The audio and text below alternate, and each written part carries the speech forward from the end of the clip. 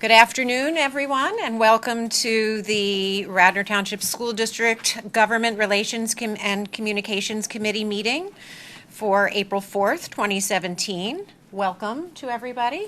Happy to have everybody here today. We'd like to begin with some administrative remarks. Mr. Petiti, Mr. Kane, Dr. Kane, speak. Soon, not yet. Soon? Yes, I just have, there's 3 documents that have been shared just today from the DCIU. One is a legislative agenda. The reason it was shared today is because we get that the same week that they provided to the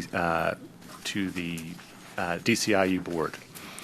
So it's not like they're making anything specific for us, and because we're meeting earlier because of the spring break next week, there was a delay in getting that to us.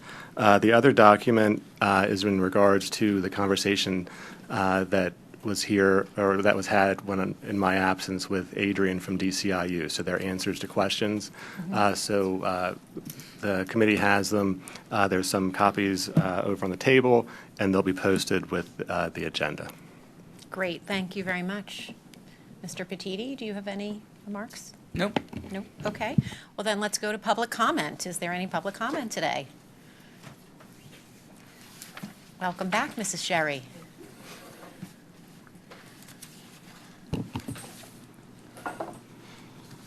Judy Sherry, Governor's Circle, Newtown Square. My first question is related to the minutes. Actually, a couple of them are related to the minutes, and that is, do you have a total cost, including labor, for live broadcasting committee meetings? When I read the minutes, it said that there was a cost associated with bringing our equipment up to date, I think of $1,000, but the labor cost had not been factored in. That's my first question. The second questions are really, or comments are related to the survey that's now posted online for communications. And I guess the goal of the survey, one of the goals, is to continuously improve communications, which I think is a very good goal. Were the survey questions submitted to the board in public before they were sent out? Well, when you say public, I mean the committee looked over, the entire board actually looked over the survey before it went out, as did a number of other, I think Mr. Petiti can speak to it, but he vetted both the staff and the parent survey through a number of channels before administrators, certain groups, the board, before it actually went out. But the public in general wasn't given the questions, were they? Beforehand? I'm sorry. Was the public in general given the questions? Was it in a meeting or anything? Well, it was. No.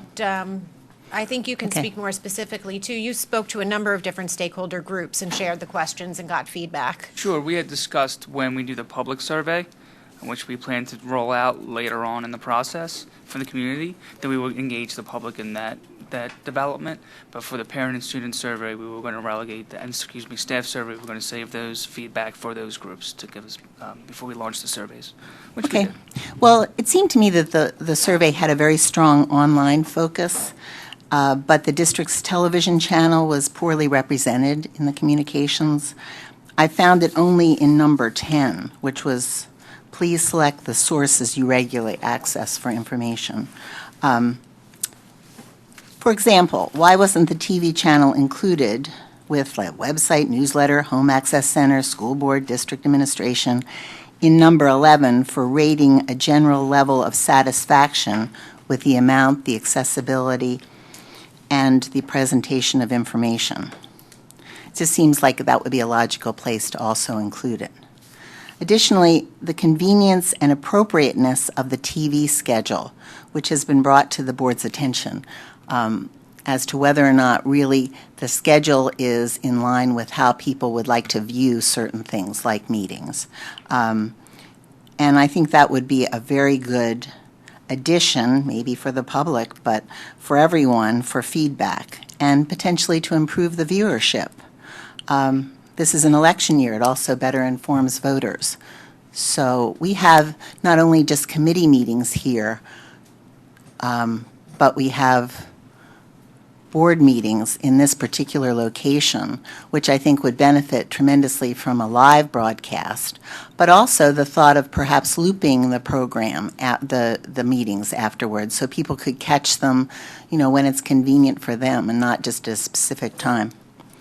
So they're my comments. And just one other quick comment, which maybe applies to just general information gathering, and that is we have 2 former assistant superintendents, or I can't remember whether it's called assistant to the superintendent in neighboring districts.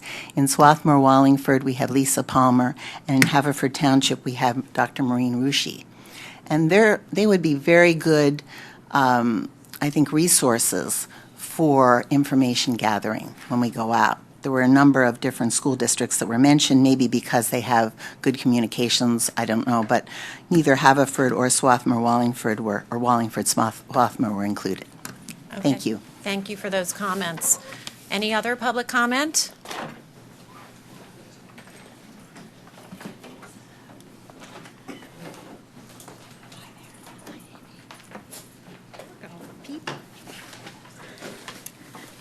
Good afternoon, Cindy Spurtle, 106 Valley Forge Terrace, Wayne. Just a quick comment on the communications policy that's going to be presented in this meeting. Is about 1/3 of the size of the original. And I think, if my understanding, then we're going to go with an AR associated with that. And my question then is, when will the AR be ready? Since I would think, reviewing the one that was presented in last month's meeting, it appears that a lot of the data that will be in that AR was in that policy. Mr. Petiti will be speaking to that when he gets to his agenda item. And the other is everything on target for the survey. You're still targeting April 9th to pull it and then to review it. We're going to get a nice update in a minute. Great. Thank you. Thank you. Any other public comment?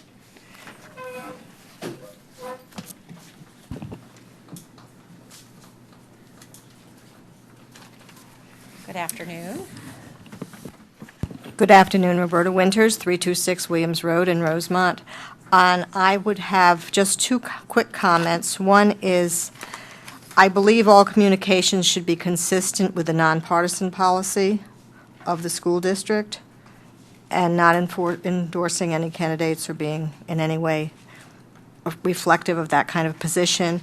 And I'm basing on my experience when I was a union leader, I would hope that you would be thoughtful about the kinds of communication that occurs during negotiations periods with whatever group you happen to be negotiating with, because I know in the past sometimes there have been things that have been a part of communication policies that have come back to create hard feelings in other times. So I think it's sensitive, so that I think that you really need to be sensitive to the politics of the communication. Thank you.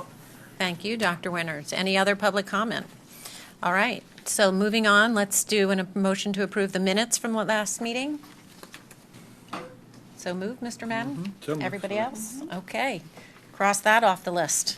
On to agenda item number 1. We are looking forward to a communications policy update from Mr. Petiti.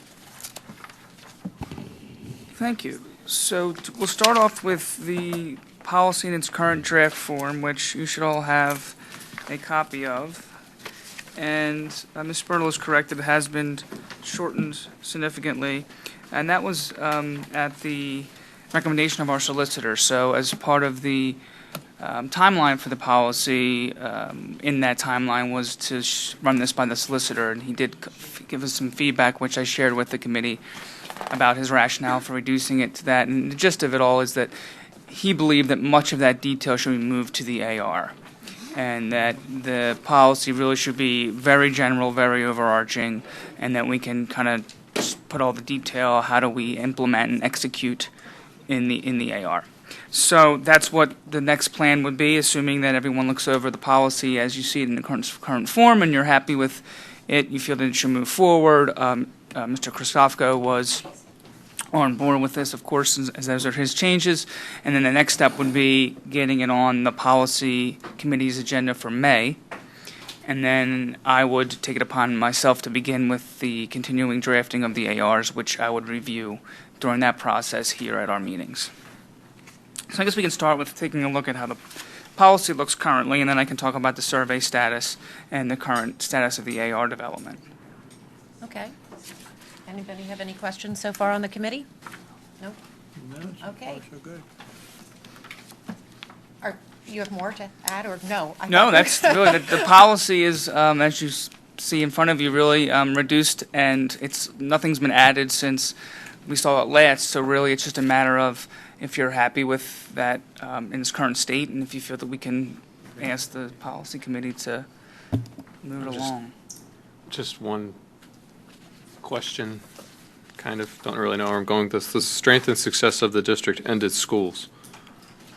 So can the district be successful without its schools being successful? I mean, why is that separate, the district and its schools? You know, I mean. Why I don't have it on. Thank you. You know what I'm getting at? Yeah. Like, why is it, like, can we have a successful district with crappy schools?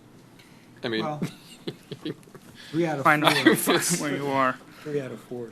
2 out of 3.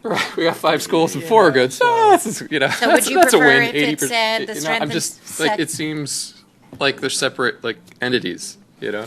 Well, in one sense. I mean, it's just success of the district. I mean. Yeah, I agree with you. Yeah, with the district schools. Oh, yeah, that's a good one. I like that. District Okay. schools, how about that?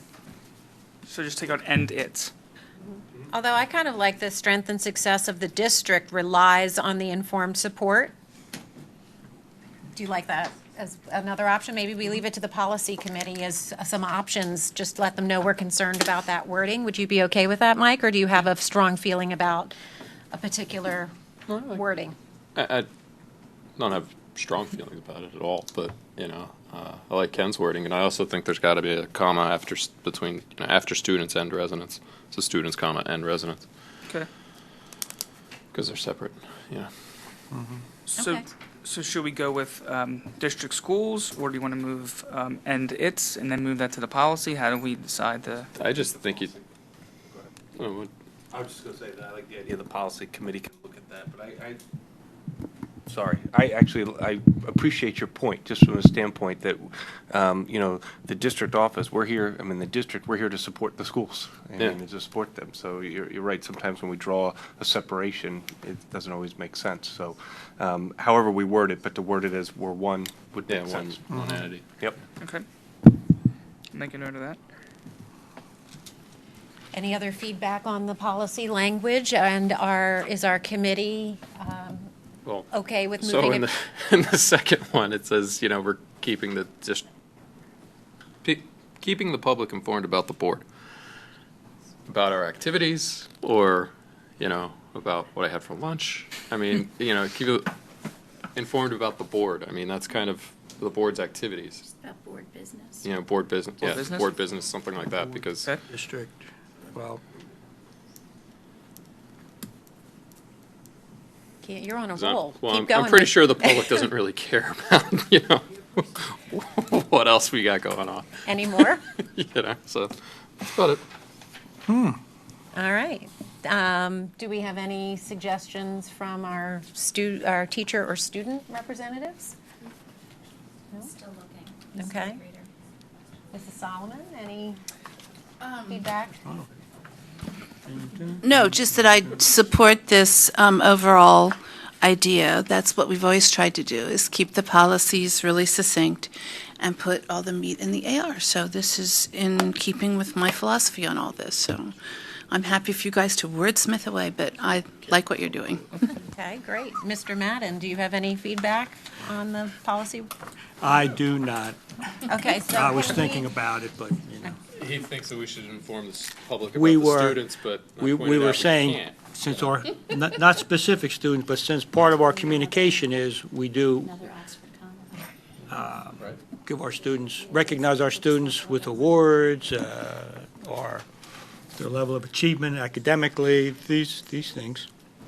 And if we're looking at communication, since we are telling the community about the board, the district, the schools, without the students, none of the other ones, none of the above would be there. Do you think that this second paragraph towards the end there accomplishes that goal for you, where it mentions sharing information about student activities, programs, and accomplishments? Kind of does, but I like how we're informing everybody about that piece. I like to keep them as part of the board, the district, the schools, and students. Okay. And while we're on that sentence, you need another Oxford comma. Do I? Programs and accomplishments. Okay. Since we're smithing away here, you Sure. know. I mean, that's what we're here. That's what we're here for, right? Wait till it's the policy. They're gonna Okay. Anything else? Anything You got else? Because we, Another one? are The we second okay Oxford with, comma was hers, not mine. So. are we okay with asking that this be moved forward to policy to now take a look at it? We're doing the big handoff. Now, do we have a copy of the proposed regs in this thing? No. No, Good. This is separate and apart from, that's nothing to do with us. Do you wanna Yes. maybe you can speak a little bit to your plan about the regs. Sure, yeah. So the next step now would be, and I've already kind of started an outline for the administrative regulations, as I kind of showed at our last meeting, the things that will be included there. And as Solomon said, the meat of the delivery of the communications. And I've kind of amended the timeline. I don't have it to hand out, but we can go over it next meeting if you like, of when I plan to start developing or continue developing this to have it ready by September of 2017. So that if the policy does come out in August, as we all hope to have it done, that's our kind of our deadline, that the ARs will be in place by the beginning of the school year as well. And if you would like, we can kind of talk about what's going to be what I currently have in the ARs. But again, we kind of went over a little bit of that last week, so I don't want to rehash that same discussion. But know that development is on track for that September 2017 launch. Right, because really your goal is to have this policy approved by the board by August, and then implementation would take place in September, and you really need the ARs in order to be able to implement Yes. for all intents and purposes. So, and the policy committee, I'm sure, wants to know that as well, that when are the ARs coming? They usually come, if not simultaneously, they should come shortly thereafter the passage of a policy. So that's great that Yes. you have that timeline. And if we can get the updated version of the timeline as a document for the next meeting, that would be great. Sure. Much of the ARs is dependent upon, I should say, a portion of it is dependent upon the survey results. So that scheduled to close on this Sunday. And we just sent out a call, an email, and a text to our parent base to encourage their completion of that. And I'm happy to report that it went out at 3 o'clock, and we've had over 100 responses to that email alone in less than an hour. So at the last I checked, Go School Messenger. we were at around 200 total responses from parents, and we're at about 150 from staff. So I've asked Ms. McNally to help with another round of encouragement, and I've reached out to RESPA earlier this week to ask their union leaders for another kind of push. And then I can do it also with another school-wide or district-wide email towards the end of the week saying, hey, before break, please help us by giving us your feedback. So hopefully we won't have to extend, but if it turns out we're getting closer and we feel that we want to even try to reach out more to get more responses, we can always extend the deadline another week or 2 weeks or something. But I feel that right now we're in good state to reach a decent number of responses by Sunday. Well, for anyone who doubts the power of School Messenger, I remember as of Tuesday night at our board business meeting, we had a mere 14 parents who had responded, and 1 week later, thanks to School Messenger today, we have 200. So thank you for using that resource. And do you have, by any chance, a goal of how many parents and staff members you ideally would like to hear from, or you're just going to sort of? We didn't establish that. It's a good point. I don't. I guess, if we wanted to do the math on how many parents we have and then take 15%, 10%, that would seem to be a decent goal for a survey. But I don't think we ever discussed having, a metric for what we wanted to hit in terms of that. Well, maybe it's something to think about. There must be industry standards that say you have a good response rate if you hit this number. And it's something before we make a decision about whether to extend it or not. Might want to come think of what Sure. that number for each population might be. Yep, Okay? absolutely. All right, that would be But I mean, great. You know, the readership, your average readership of the, Radnor Reader or something like that, you know, would be a guide. Percent, You know, yeah. 10% actually click on the links or something. You know, Yes. whatever the number is. Our numbers about clicking on links is about 12, Yeah, 13%. so I would think that would be your target for the survey, right? I mean, about the same. Yeah, Hopefully more. which will be a good number. I mean, out of seeing ideally, the you'd like parents. everybody to answer the Right, thing. right. You know. Yes. But I'll check that industry standard on that. Yeah, and how many parents do we approximately have, and what would 10 or 15% response look like? And same with the staff, how many staff members, and what would 10 or 15% look like? So at least we have some kind of goal to shoot for before we make any more decisions about the survey. Sure. Okay, terrific. Does anybody have any more questions? Do you have any more on the policy update to give us? No, just that I've already spoken with Dr. Verbarchek and Dr. Stevenson about getting it on May's policy agenda. So I think we're good there. And then hopefully, you know, the policy committee will not have much to change, but we do have some time if they do. And I think we're on track. And may I just, you're probably planning on doing this, but the policy committee probably would want to have some framework for the ARs that, similar to what you gave us when you presented us with the policy. So I think it might be worth exploring the idea of attaching that again and the timeline to for policy documents next month. Okay. Thank you very much. Anybody else on the committee have any comments, questions, concerns? No? Okay. Moving on to agenda item number 2. This agenda item is we wanted to follow up on the presentation by Adrienne Irving from the DCIU, who was here on March 20th and was talking to us about some hot federal and state education legislation issues out there. And there were 2 things we asked her to come back to us with, and these things came back too late to post on Friday, but we wanted to share them today. One of them actually was on the same day we were meeting. There was a joint public hearing of the Pennsylvania House and Senate Education Committees on the federal Every Student Succeeds Act. So we had said to her, if you can find out what was said at that hearing, we'd really appreciate it. And one of the documents you have is a summary of that. It's a long summary. I think it was submitted by someone in the state legislature who works for the legislature. But I did pull a couple things. Adrienne was going to summarize it, condense it quite a bit for us, but she didn't, and I'm mindful that I don't want to spend too much time on this because it's so chock full of information.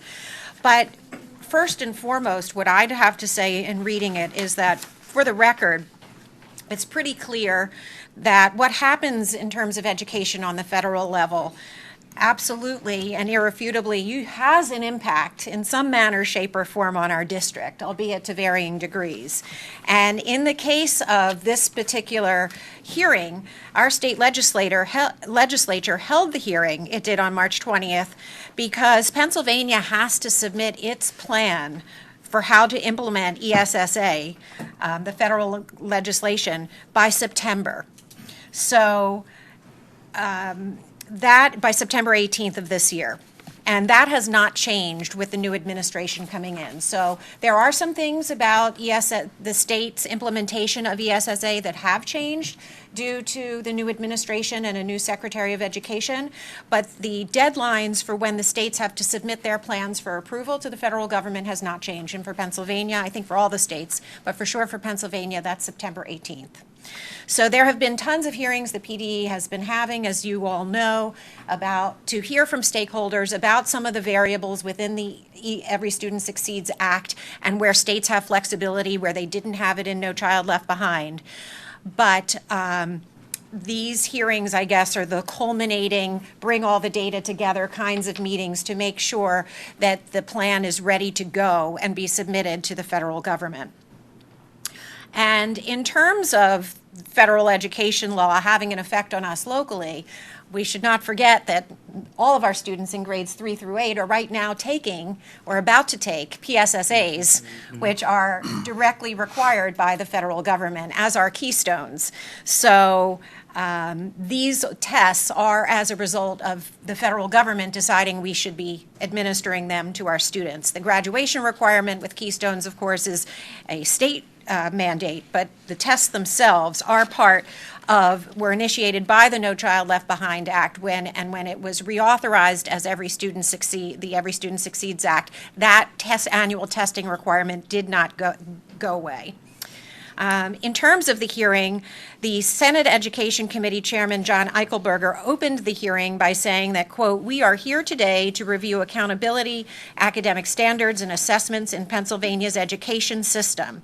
Recent changes in the federal law provide us with an important opportunity to plan and direct how we prepare all students with good jobs and success in the future," end quote.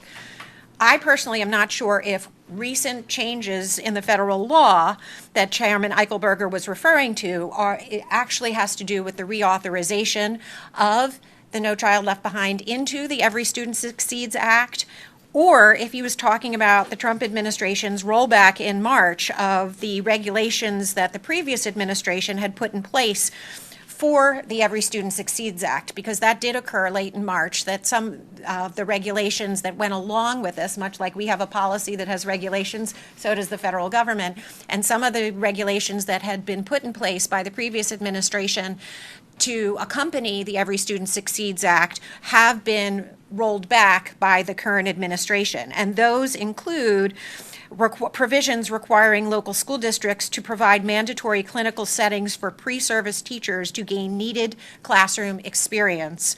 Another regulation rolled back included accountability measures for the state's ESSA plans that they submit. So those are no longer in effect. And when Matt Stem, who was one of the presenters at the hearing, was asked by the legislators, does that have an effect on the state's ESSA plan? He said no. He thinks that they are going to proceed as if those regulations they were using as guide rails are still in place. But the cuts to federal education that are taking place right now, he is concerned about. And our Secretary of Education, Pedro Rivera, did write a letter to the federal government expressing his concern over the 13% cut in the funding of the the Department of Education to certain programs. So Matt Stem is the Deputy Secretary of Elementary and Secondary Education for the Pennsylvania Department of Education, and he provided an overview of the work on ESSA to date and the federal replacement as the replacement for the No Child Left Behind law. There is a lot to cover in Matt's report. That's another thing that we do have a copy of, that if we wanted to post, I guess we could, but this is the PowerPoint presentation that Matt Stem made in this joint hearing of the Senate and House Education Committees. So there's a lot of information. We can't go over it in 10 minutes, but a couple other things I wanted to highlight is that there were several legislators who asked questions of the Secretary. There were other people who testified as well. Julie Woods, who is a policy analyst with the Education Commission of the states, and she provided an overview of ESSA and discussed the issue of accountability. And there was somebody else who testified. It's not jumping out at me right now. But there were 3 people who provided testimony at that hearing. So you have a summary of what transpired in terms of the conversation in this handout. Like I said, we could probably spend a whole committee meeting just discussing the conversation and the kinds of questions that were raised, and we can certainly revisit it if anybody has a strong feeling about that. But that was one of the things we had asked Adrienne to come back on to us with what was the conversation in that hearing, and so this is what she did to provide that for us.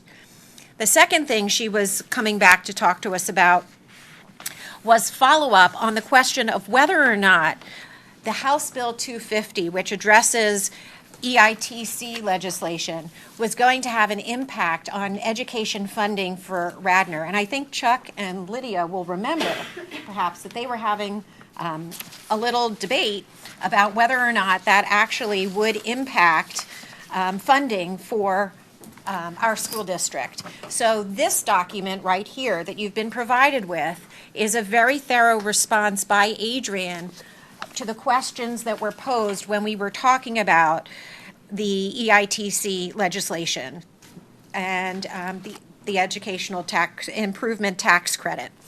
Basically, the paper she wrote examines the following questions. What are educational tax credits and how do they work in Pennsylvania? What is House Bill 250 and what does it mean for education funding? Will school district funds be lowered because of this? Once businesses receive tax credits, does this mean they pay less in taxes?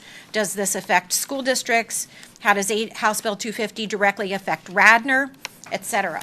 And basically, one question I think the two of you had was, if there is going to be money through this tax credit program, which it exists now, but it's going to be raised by $75 million between the two separate programs, EITC and OSTC, would that take money away from potential funding for basic education? And the answer seems to be, at this point, no, because there are two different there is a general fund, and then there's a dedicated education fund. So the money that is lost through extending these tax credits actually impacts the general fund, which is not where the money for basic education funding comes from. It comes from a dedicated education fund. Now, there are always nuances, shall we say, to things, and other little details in the mix that we may not be aware of. But at this point, we can't say there is any, or at least Adrienne's report says, that there isn't any evidence that expanding the tax credit through House Bill 250 for EITC or OSTC would reduce the amount of money that's coming to public schools. So that was, I think, the primary question that we had. And that's not to say that there wouldn't be some other implications for public schools now or in the future if businesses continue to be incentivized to provide scholarships for choices for students of non-public schools. But in terms of the education funding stream, there isn't any direct correlation that could be substantiated based on what is currently known. So I just wanted to make sure that you knew that Adrienne did her work, came back to us with the answers to those questions we had charged her with coming back to us on, and see if anybody has any further questions at this point.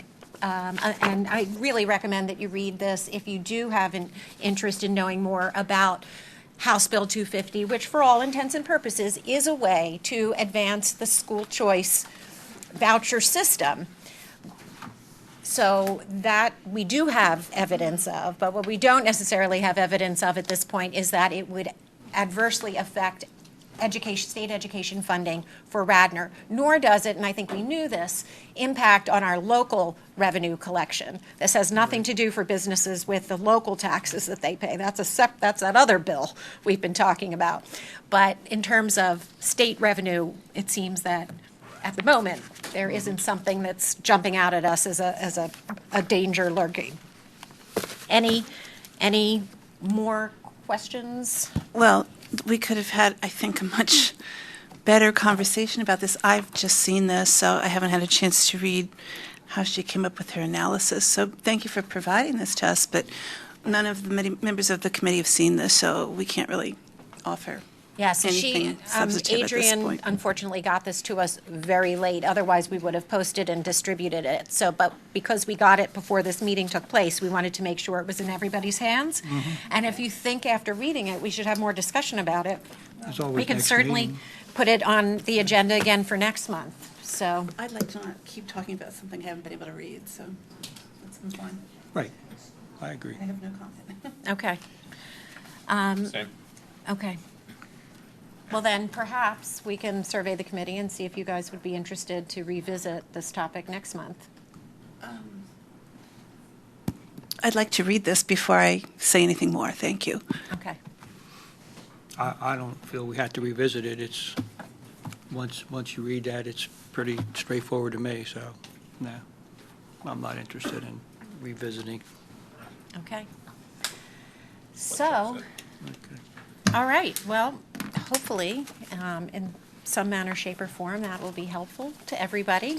And again, apologize for the timing, but we asked Adrienne to get it to us at her earliest possible opportunity, and it came in later than I guess was ideal. But anyway, that's that. She did respond. Agenda item number 3 is, I think Mr. Madden is going to talk about the Wallingford Swarthmore Town Hall we went to. It was very exciting, actually. It was put together very rapidly by one of our former employees who was mentioned earlier, Lisa Palmer, who is now the superintendent at Wallingford Swarthmore. And the idea came through the system, and they sent, I guess it's similar to what we have, they sent something out to the parents and the community and got a really big response and decided to do this. And they pulled together some of the legislators in the area. They had Senator Tom McGarrigle, Tom McGarrigle. Senator and then Killian, Senator Killian, his who rep. sent a representative, and then they had the representative Leanne Kruger-Brannicky. Kruger-Brannicky. I thought it was a very enlightening experience. The audience handed in the questions, who wrote the questions down, handed them in. They were given to 2 people in the back. Those 2 people went through them and sent them up to Mrs. Palmer, who then would read them. And that kind of kept the flow going as they began to answer the questions. And it did not give the appearance that she was going through and selecting the ones that may or may not want to be discussed by the politicians who were there. The answers were very frank, I thought, and very upfront. Basically, Senator McGarrigle? McGarrigle. When you've met the guy. I know. I know the guy, actually, but anyway. Always have trouble with those Irish names, you know? Anyway, his big piece was, let's find out where the money is going there where it shouldn't go. He wanted through efficiencies, it's a big word now up at Harrisburg, efficiencies. We're going to save so many millions of dollars through efficiencies. But the senator wanted to see, are we spending our money wisely? He does not believe in raising money, raising taxes just to raise money to fix a problem that we may be causing by not spending the money in the right places. So I was quite impressed with that.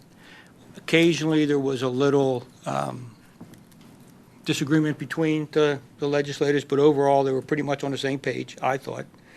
Yeah, I mean, the topics really were dedicated to education funding. So needless to say, Senate Bill 76 came up, and everybody was Against staunchly that one. opposed Right, to Senate Bill everybody was. 76. Yeah.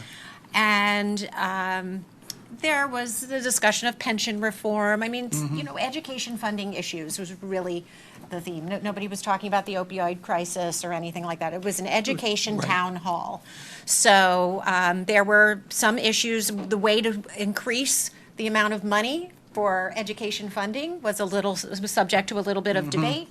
Well, yeah, they brought up that Kruger-Brannicky brought up the Shale tax, and Senator McGarrigle was talking about cutting spending for certain things. So there was some debate about how to come up with extra revenue for extra funding for schools.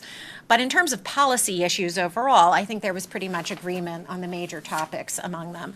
But I think, we thought there was a nice turnout. We're probably about 200 people. Yeah, there were about 200 people. We had three of our students were there. Who were doing a project, doing and a for the project. integrated class, they came with us, and it was really nice. They took copious notes, and I think their project's about done now. And they met the legislators, and they may even be taking a trip up to Harrisburg. So they got a really big bang for their buck. That was thrilling. And they stayed after and talked to the people afterwards. Probably went to dinner with them afterwards or something. Possibly. It worked out very well for them.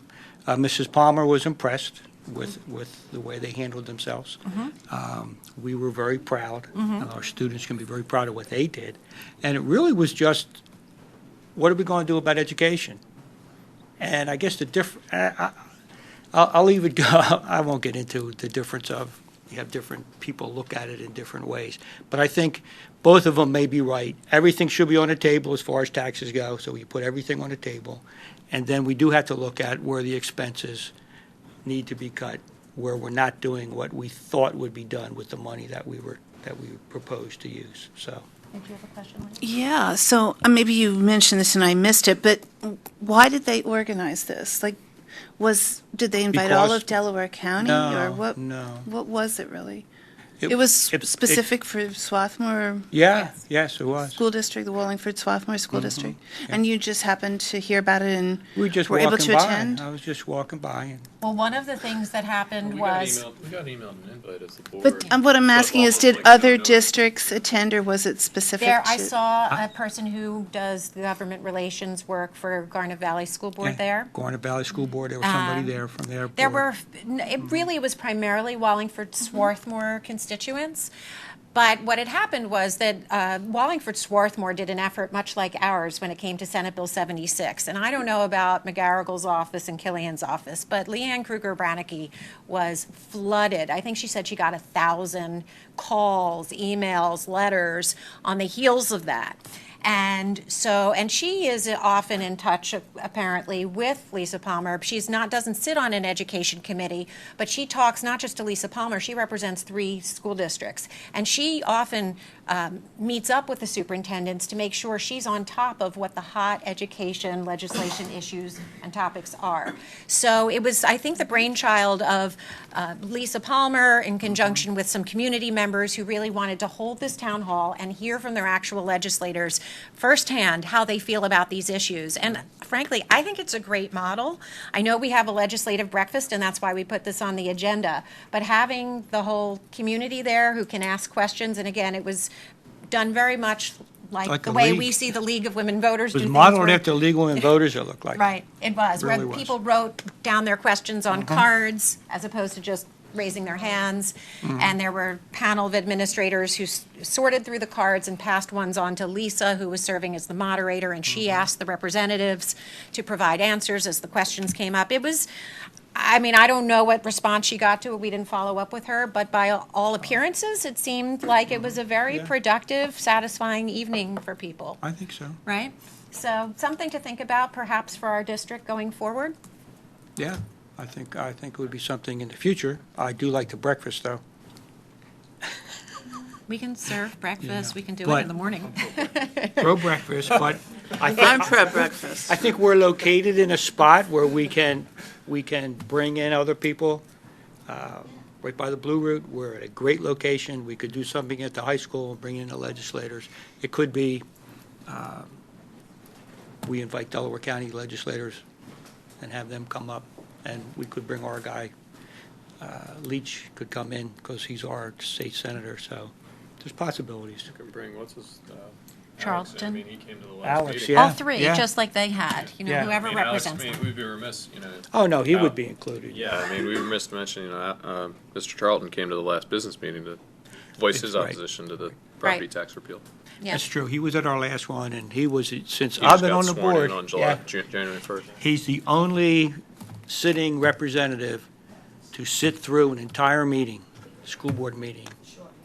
It was a short meeting, but he stayed there. I told him halfway through he could leave, and he was like, "No, I'm going to stay." He stayed there for the whole time, so I was quite impressed with that. Yep. So anyway, we just wanted to mention, let everybody know that we had attended this, that we had invited these 3 students who are working on, as part of their integrated curriculum. They could all pick, they were supposed to, the assignment was to create a special interest group around a topic that impacts them as a student or impacts the Radnor community. And these 3 young ladies chose the property tax reform legislation. And so this was just a field day for them to hear from the legislators, meet the legislators, and it was so much a topic of conversation. So that was probably the best part of the whole thing, is just being Right, there right. with the kids and watching them just it's a Friday night, for goodness sakes. And here they are with their laptops and taking notes, and it makes you Radnor proud to see these kids doing what they do, and kudos to the teachers for giving them this kind of project. And they're probably, we actually invited them to come and present their findings to us, because again, knowing what the students think about these kinds of topics is important, and their voices in Harrisburg can be way more persuasive sometimes than ours. Yeah, I'm interested to see how the project turned out, because they interviewed me for half hour, 45 minutes. Yeah. It's supposed to be 20, but I Did talked they too get you much. on tape or video? They did report it. Ooh. Had to watch what I said. Yeah. So anyway, that was the purpose of agenda item number 3. Does anybody have any feedback, comments, suggestions, follow-up? Nope. Okay. So agenda item number 4, Mr. Kane, federal legislative outreach. And I guess you can roll right into the legislative breakfast topic. I'm on a roll. So, federal legislative outreach, about this time every year since this committee started, we invite our representatives from Representative Meehan, Casey, and Toomey's office, Senator Casey and Toomey's office, to come speak with the committee. And I wanted to get feedback from the committee if that's something we still want to continue to do, and if you have a preference for when they come. Last year they came in June. It seems like that's probably the best, because it's after the budget would be done, so it's not going to take focus off of the work of the board. And they come, and speak about topics like you mentioned, Mrs. Goldman, in regards to federal legislation, connected to education. So we've done it in the past. We'd have to reach out, obviously, and see what their availability is. They usually generally send their representatives. It's been informative. So if the committee's open to that, we can extend the invite again. Yes? Yes. Do you think they'd be more likely to come themselves if there were additional people here? Well, I guess it all depends on. You mean if you had a town hall meeting? I think they'd be less likely. Yeah. I think what you have to, They're hiding right now. Yeah. I think some people might not be interested in addressing certain questions. Putting together something that large, is certainly something that Michael could look into.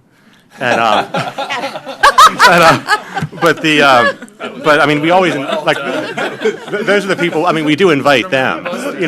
We do invite Senator Casey, Senator Toomey. They're the ones that decide to send their reps, and so we do write to them and ask them, and we would be nice to have them show up, but. Usually we see them, somebody walking in the shadows because the windows are tinted, and so then I run out and, make sure they find the front door because the building's locked down. So we're just glad people show up. I was thinking maybe a combination of districts. And I think if we want to go that direction, maybe we'd want to reach out to the IU. To see if this is something the IU would want to. Right. They're doing that, they have their breakfast in May.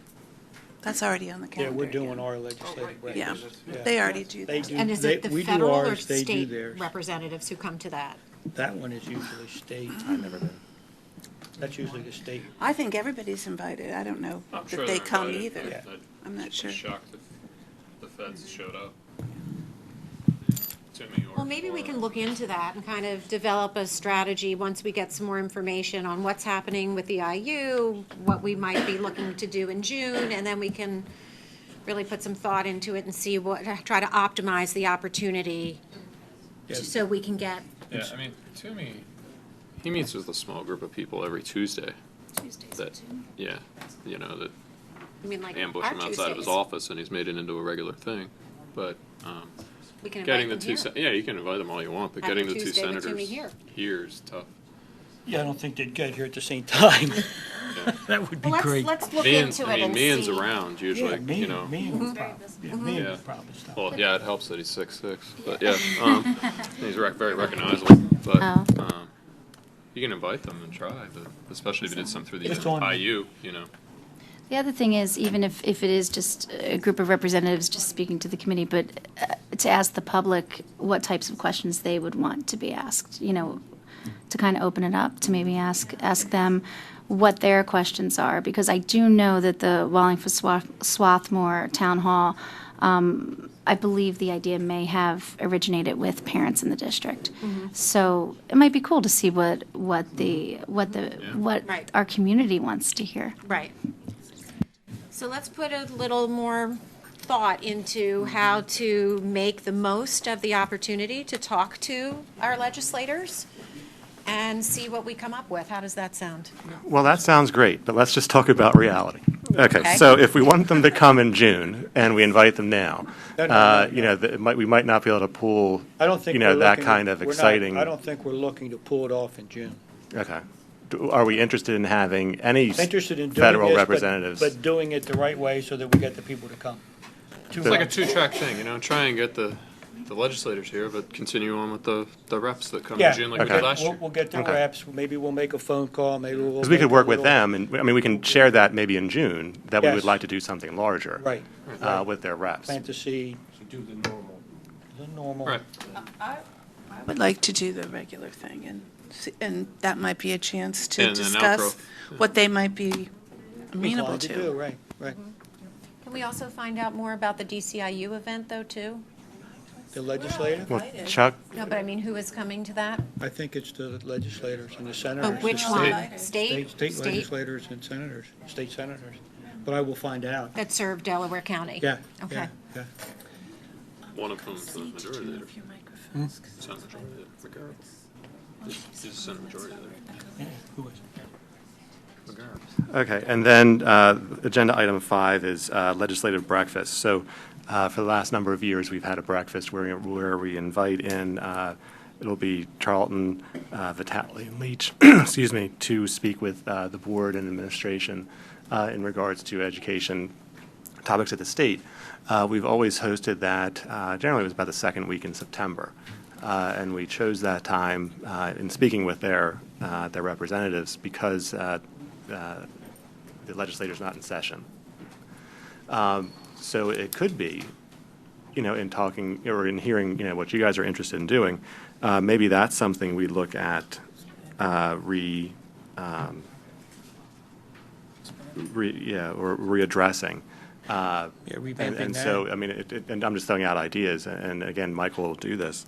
But the, You're so good at that. and, no, you're great at putting parties together. Master delegate. He's, well, whoever put Event the. planner. I know he's the event planner. But it almost could be, I mean, because I you know, it's nice to, I think, for the board to have an opportunity to meet with, you know, the legislators like somewhat individually at the breakfast. You know, so maybe we do like a dinner. And then after the dinner, they have a community forum. You know, so it gives an opportunity for you guys to really to get answers that, because, you know, honestly, I mean, as we've seen, unfortunately, on TV, you know, sometimes when large groups of people come together, elected officials might not be as open to talk about certain topics. You know, so there might be topics that you guys are interested in talking about that they might not want to be discussing in front of their entire voting population. Well, I mean, I was looking for that at Wallingford, and it was, I thought, don't you, Chuck, it was impressive that there was, the audience was very polite, very seemingly diverse, and when they heard something they liked, there was applause. And when they heard something they didn't like, they weren't throwing paper airplanes or spitballs at anybody. I mean, it was very civilized, and it. Lower Delco behaved. I booed a little bit. So, the adults were I'm from extremely Lower well Delco. I would behaved. have expected rocks and stuff. So, you know, and 2 out of the 3 were there in person.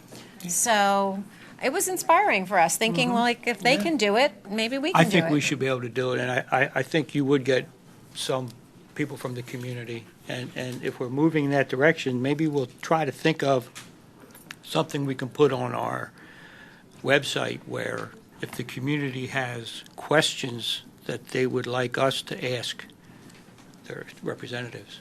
That's a great idea, Chuck. Thank you.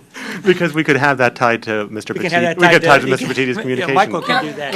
Can I interject, please? Longer. No, your mic is off. But the, no, but I mean, I'm really serious. in all seriousness. That's totally fine. can delegate well. No, his delegation. With just I don't know one if he's thumb, too. delegating or ordering. I don't know. When you heard your thumb, what do you got to lose? Pointed I know, this guy exactly. too much. All right, so given that Big mother it's hand. 4 minutes to 5, do we, that's a wrap on our When's agenda the- items? Any other questions? When's the normal? Well, normally the breakfast, and I guess just Have to you circle back. scheduled it yet? For, No, we normally do it in September. And I Okay. guess if got we time. want to do something a little bit larger, like Mr. Madden said, I think you should, like, you know, you know, we'd want to. Go for normal, but see if you can expand, so that we have the fallback being the normal thing, if the expanded one doesn't pan out by then. Yeah, we'll see. I can reach out to them and see if they'd be interested in doing it. Do you know, it sounded like Lisa Palmer put it together, but she didn't work with like did they have a League of Women Voters? Did they work with anybody in the community to set that up? The union? I don't know, but certainly something I'm sure Lisa would be open to talking to you about. So, I mean, we can just follow the model. Yeah, It because worked if out they did and it worked beautifully. It out, was very well I'd run. rather not reinvent the wheel. Yes, it was very well run. You can check. Okay, that's all I so, have. any new business from anything? Anybody? Nope? Okay, so let's do our last final public comment. Oh, yeah. The league would probably volunteer. Roberta, I would just want to volunteer the League of Women Voters if you needed some help. I just said that when you were coming up. There we go. The other piece, there are several board members, league members and so forth who have the same roles. The other piece I would like to mention is I think September may be perhaps less than optimum, given that school board elections are coming up, and I would hate to have it turn into a event that might go in a different direction. If you feel differently, that's okay. But I just know sometimes when there are school board elections that will be held early in November, it could become a grandstanding opportunity that you might not want to be a part of. Thank you. Thank you. Next, more public comment?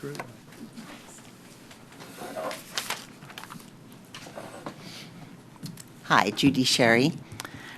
Unfortunately, I disagree with Dr. Winters on her last comment. I think actually it's a great time to see how school board potential candidates act in a public setting. And if someone's grandstanding, it's very easy to identify that person as a grandstander. So I don't agree with that. But my comments are as follows. On drafts of policies or drafts of ARs, very important to include a date, so that later on somebody doesn't grab this one when there's a more recent draft. So please include a date somewhere on the drafts that come forward. Secondly, I noticed that for the public, we identified different areas like the League of Women Voters to try to canvass. One suggestion I have, or a couple of suggestions to include, would be the Republican and Democratic parties. Those committees actually nominate candidates for the school board. They should get a survey from the schools. I think that would be really an important group to connect with, as well as the Board of Commissioners. I didn't see them as part of the public. And two other things. I did ask in the beginning of the meeting what the cost is of the total cost, including labor, for doing these meetings live, as I kind of mixed up my comments. But, not only are there committee meetings here, but there are important board meetings that are held here that would be good to have live broadcasts of. So what is the labor cost connected with the $1,000? I'm going to ask that again. And my final comment, I guess, is in listening to the discussion about the effectiveness of the Wallingford Swarthmore Public Forum. My experience, and I think universal experience, is that elected officials almost always like to have a big audience. The larger the voter population they can connect with, the better off they feel. So, having a legislative breakfast that includes the public, to me, makes a lot of sense. And leave it at that. Thank you. Great, thank you. Any more public comment?